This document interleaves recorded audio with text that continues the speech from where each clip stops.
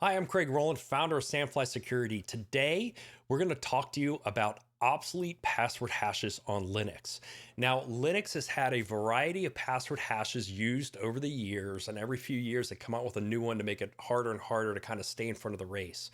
One of the oldest password hashes, though, is going to be DES. I've never really seen that in the wild, but one I have seen in the wild is MD5. Now, MD5 is an obsolete cryptographic hash. It was used as an early password hashing algorithm on Linux as well.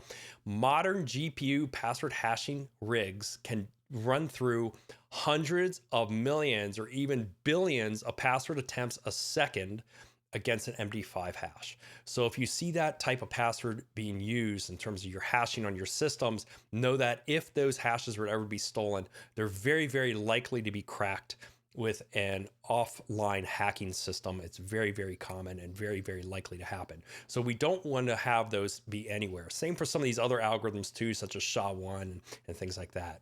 Now, Sandfly, I'm going to go to the terminal here, to the browser, and talk to you a little bit about it. Now, Sandfly is an agentless endpoint detection and response product for Linux. We not only do traditional EDR type things, but we can look for weak passwords, we can look for policy violations, we can look for SSH keys that might be compromised, drift detection, and more. But for today's demonstration, we're going to focus on the policy aspects of how the product works. We scanned one of our systems here called Sandfly Victim, and this system had two particular problems. Number one is, which I'm not going to get into this video, we discussed it elsewhere. We found that the user Pi, they had a password that's listed as one of the top worst passwords. Basically, we have the ability to run a password hacker on the direct system itself. We'll brute force a list of passwords that you could supply, or you can use our built-in list, and we could find weak passwords. But that's not why we're here today.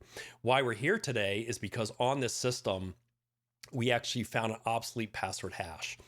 And the policy here said the user Pi is using an obsolete MD5 hash for their password. If I go over to our terminal here, I'll show you what this means in terminal land. If I cat out the Etsy shadow file, I can see here that this is the password hash of our user.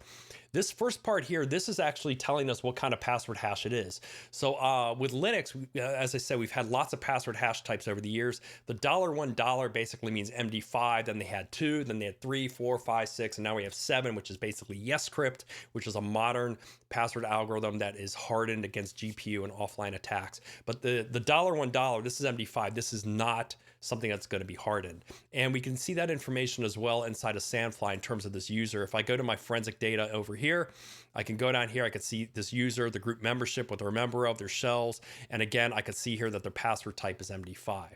Now, the thing to know about this is that you don't want to have these password hashes present. And if you say to yourself, well, I'm running modern Linux systems, it's not going to be present. Well, we've seen instances where you can actually have an updated Linux system, but if you transfer over the old password list from the old systems, the hashes are not updated. So you actually can have modern systems, and this system here is a modern Raspberry Pi 5, just as an example. It supports those old algorithms. So just because it's an old algorithm, the Linux system is not going to change or update it. In fact, it has no way to update it until you run the change password on that user itself. It is not going to get updated into the latest and greatest algorithm. It just can't do it because it can't reverse the password algorithm to take the password and move it to the new hash, if that makes any sense.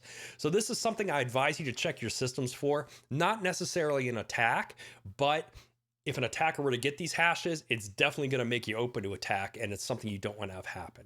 So policy checks or weak passwords, great thing to do on your Linux systems. This is what we call a dormant attack, something that you actively need to go out and look for. It's not something that an EDR agent is going to find. You actually need to go out and look for this type of activity. So I hope you enjoyed that video. We look for a lot of other stuff just like it, things you might not have ever considered before.